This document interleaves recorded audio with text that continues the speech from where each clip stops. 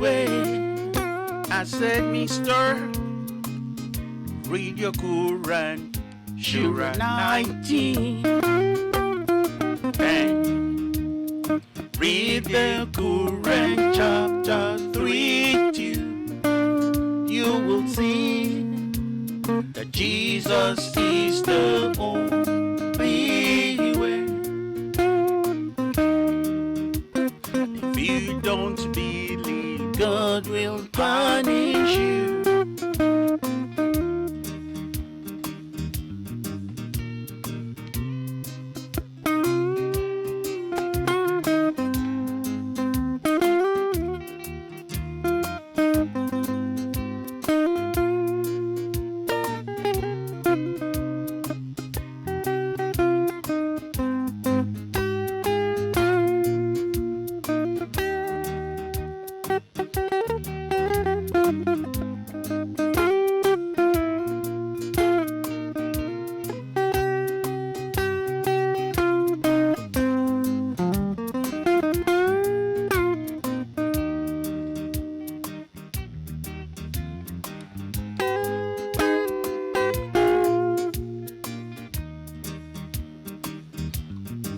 Last night, a Muslim asked me why Jesus is the only way.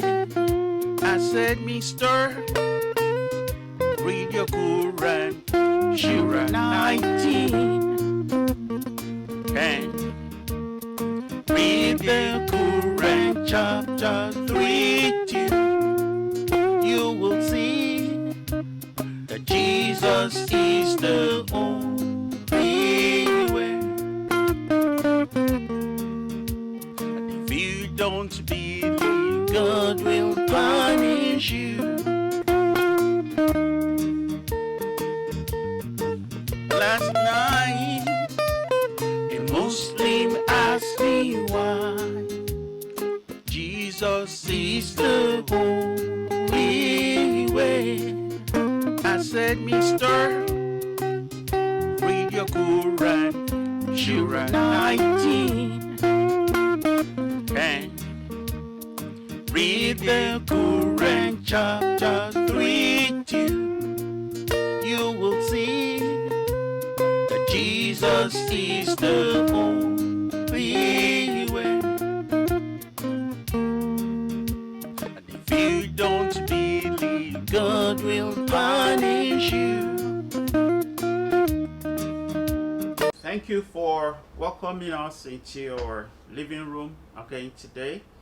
We're very happy to fellowship with you. Today we are going to talk about something that is very, very important, as you can see from the song that started. It said, a Muslim asked me why Jesus is the only way. Why? Well, it's not only Muslims that are asking these questions. Even Christians are asking these questions. And today we will try to see, to go through the scriptures and try to understand what this is all about.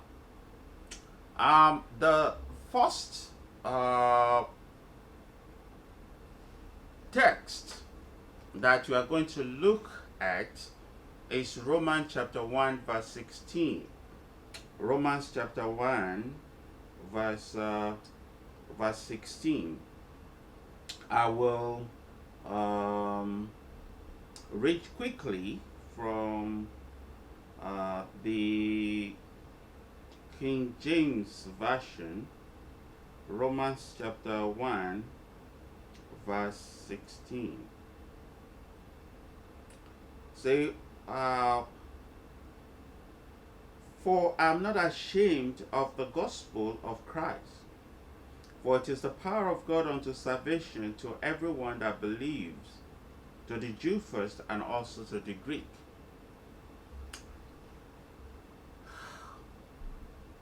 The first question is, why religion? Why do we need religion? That's a fundamental question. Why do we need religion? When you ask people that question, you get different answers from different people. Some people know that there are questions about our existence in this world, questions that we cannot answer. Why did this happen to this person? Why did it not happen to that person? Why is somebody rich and why is another person poor? You have situations where even when you look at the effort that people put into life, their work, you see two people putting almost the same level of effort into what they're doing, and you have different outcomes. Why does it rain sometimes? Why doesn't it rain sometimes? Why do we have good harvest sometimes? Why we have bad harvest sometimes? Why do people pass through the same road? Some end up dying and others successfully go through this same road. We have many questions, and when we are not able to get good answers for these questions, we tend to gravitate towards religion. We feel, as human race, we feel that there must be a superior being out there that can supply answers to these questions. And you are right. There is a superior being outside there that can answer these questions. So we have religions. We have different types of religions. Some people worship what they don't know. But we have all kinds of religions. You can name them. Different parts of the world, different civilizations, we all gravitate towards the worship of a mystical being. But if that's the only reason why you seek knowledge beyond the unknown, beyond the known, then it's not enough. It's not sufficient. It's not sufficient. The fundamental question is really what happens after death. That's the fundamental question of religion. When you die, what happens? When I die, what happens? Well, this is a reason why we need to think of what we do here. Some people feel that once we're dead, we're dead.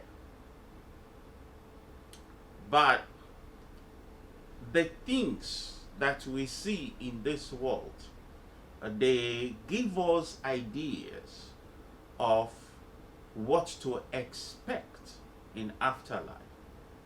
I usually use the example of amphibians. They live their lives in two phases.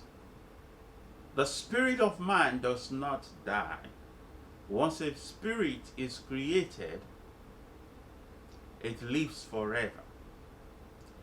An amphibian starts its life in water and completes its life on land. It is very similar. This is a similitude. This is something telling us about what to expect when it comes to this life. We start here on earth, but it doesn't end here. So what's the proof of that? Many people can say there is no proof of that, but I'll give you one little glimpse. You remember the last time you slept?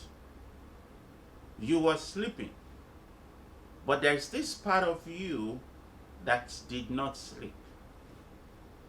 You went somewhere with your friends in your dream. You did some things. Some people were running after you. You were trying to run away. And some people have these vivid dreams in such a way that even when they wake up in the morning, the dream continues. Some people wake up, panting from the event that happened, or some people wake up sweating from what happened in their dream. Some people wake up running out of the bed. Some people see marks on their body when they wake up in the morning because somebody was beating them in their dream, and then they wake up in the morning, they look at their bodies, they have marks. Some of these things shows you that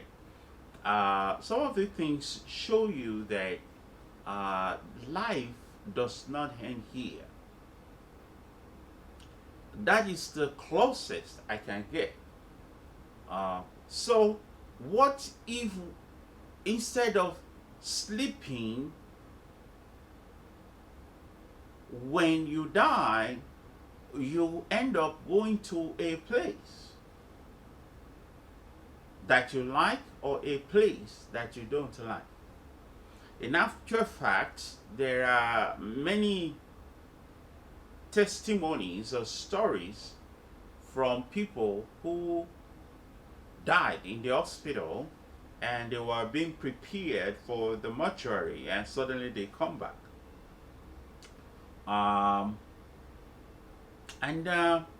They tell us also about life after death.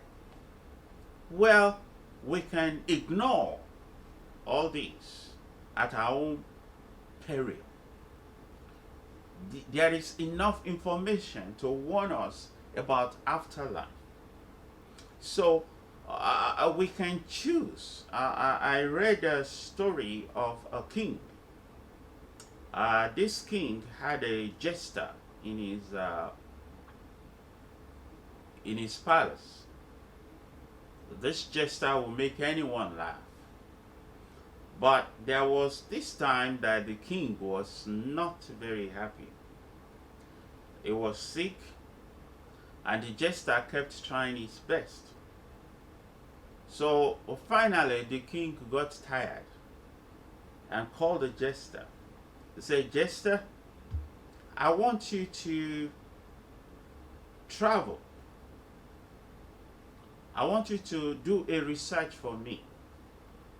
And that research is find someone who is more foolish than you." Of course, in those days, you cannot argue with the king. You cannot dispute what the king is saying. So the jester packed up his things and kept traveling, because the king said, "Don't come back until you get an answer." So he traveled, he kept traveling, and finally he met someone. And the person said, a foolish person is a person that is going somewhere and does not prepare for that place. Whoa. So when the jester had this answer,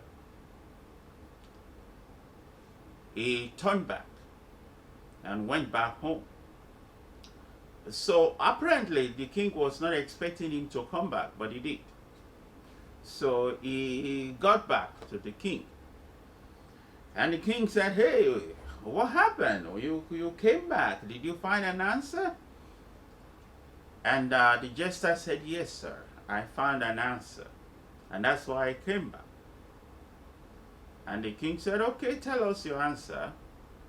We would like to know what's the answer. And the jester said, king, you are sick. And you may die.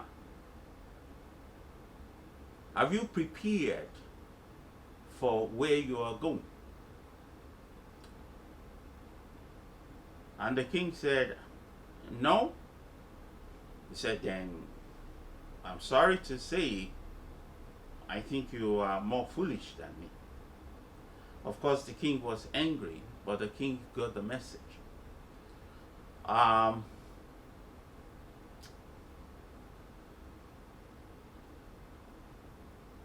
Someday we will all leave this world,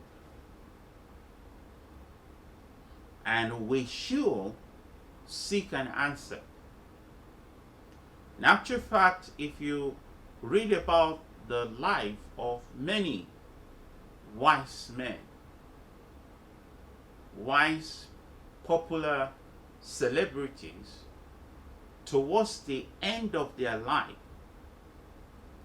they ask one question. We have a guy back in Nigeria. He was so popular, a popular politician. He almost became the president of the country, although he didn't. It was so popular that the university was named after him. And towards the end of his life, he documented his search for answers. What happens after life? Because he realized he's nearing the end of his journey. He was nearing the end of his journey here on earth. And that is what religion should be about. If your religion cannot answer that question very well, then there's a problem. Maybe you need to change that religion. When you go to the Quran, Surah 19 and Surah 3, Surah in a common man's language, it's chapter 19 and chapter 3 of the Quran spoke extensively about Jesus Christ. Extensively about Mary, the mother of Jesus, the virgin birth of Jesus. So even by reading the Quran, that's what that song was about. You can find out about Jesus. You can learn a lot about Jesus. Of course, there are some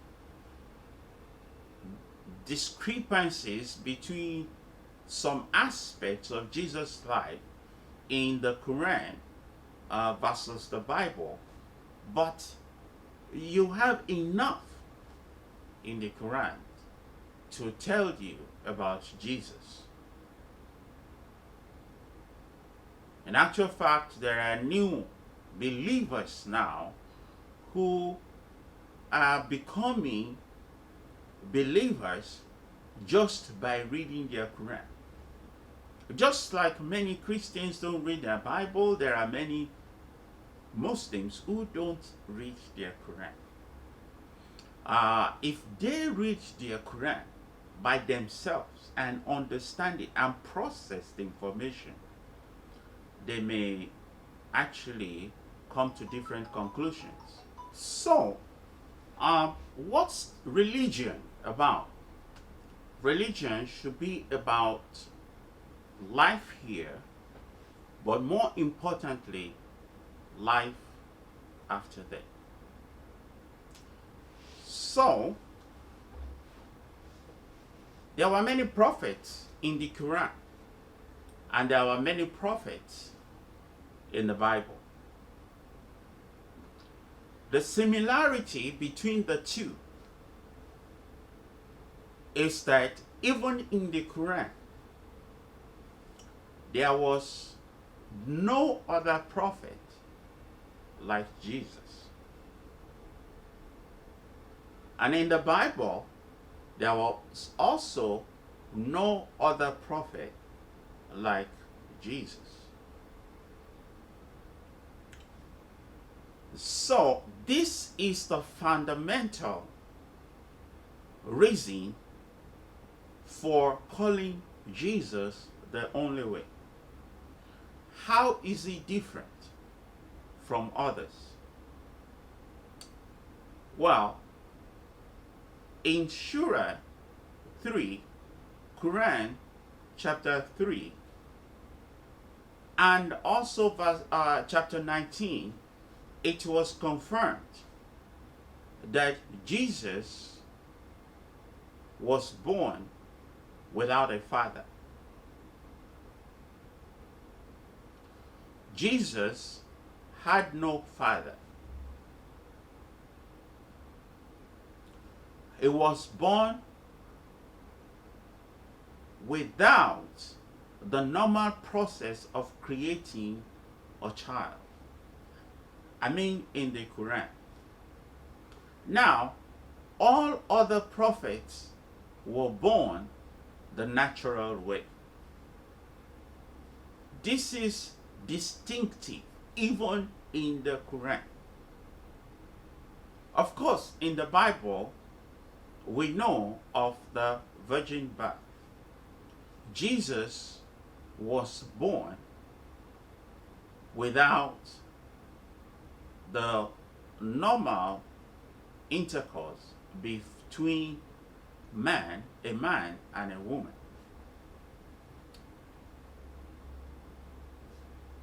How does that connect to the life after death? The life, the outcome of your life after you leave this place. How are those two connected? Very simple. Very simple. All men have sinned and come short of the glory of God. What does that mean? The sin that is in you and in me makes it impossible for us to have a good afterlife. Period. Listen. Not only that we have committed sin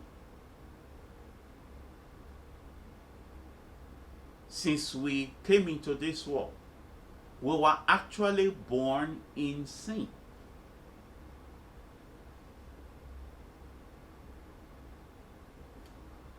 A good analogy is this, okay? The DNA that is inside you is a sinful DNA. So you can't get out of that cycle. Personally, I don't eat dogs. I know some people eat dogs, but I don't. So if you are a member of that family, if you are a dog, you will never end up on my dinner table or my dinner plate just because you are a dog. You have the dog DNA in you. I won't eat you. You won't be cooked in my house. Very simple. So because you have the human DNA, you are not qualified to have good afterlife. You are already condemned to a bad afterlife. So you say, what about good works? Can't I be nice and do good things to people? Won't that count? No, it doesn't count. Look, no matter how good a dog tries to be, the dog may help people. You know, dogs help people. May help other dogs. May help cats. That will not qualify that dog to be on my dinner plate. Because I don't eat dogs. It's a dog. So all the good deeds that you do, listen, they are useless. They cannot give you afterlife. They are not good enough because you already have that DNA, that sinful DNA in you. So you will have bad afterlife. Unless there is an intervention. Unless a blood is shed for you. Unless a sacrifice is made for you. And whoever is going to make that sacrifice must not have the problem you have. You can kill goats, you can kill cows, you can kill rat. They cannot be good enough for you because you are not a ram. A ram can intervene for another ram.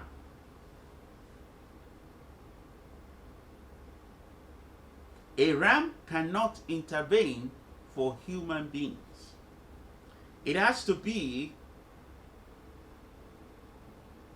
a person like you that doesn't have that bad DNA.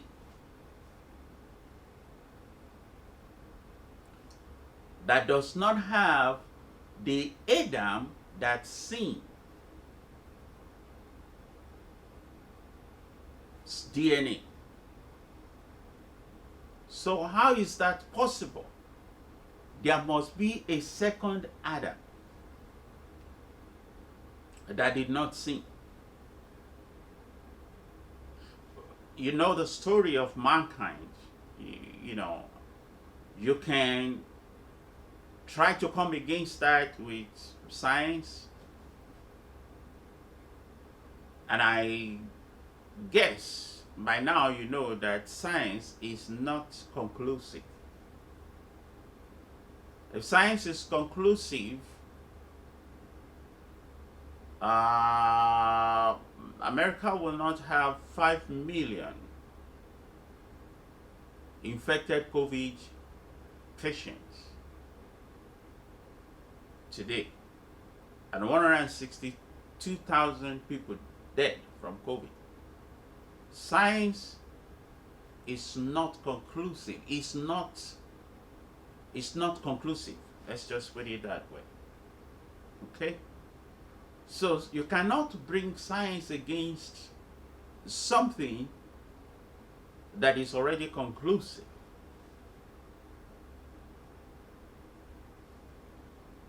So long story short, there must be a second Adam. the only way that second Adam could come into this world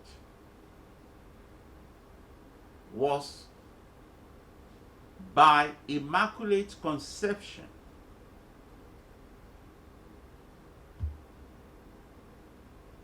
Being born without a father.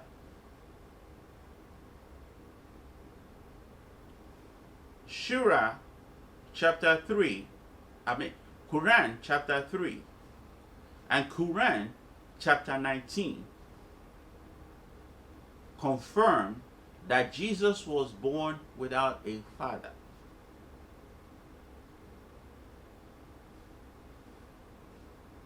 And the Bible, of course, confirms that Jesus was born without a father. So here comes the Savior of mankind. Because the only one that can save man is man. But a man without that DNA that is corrupt. So, your religion must help you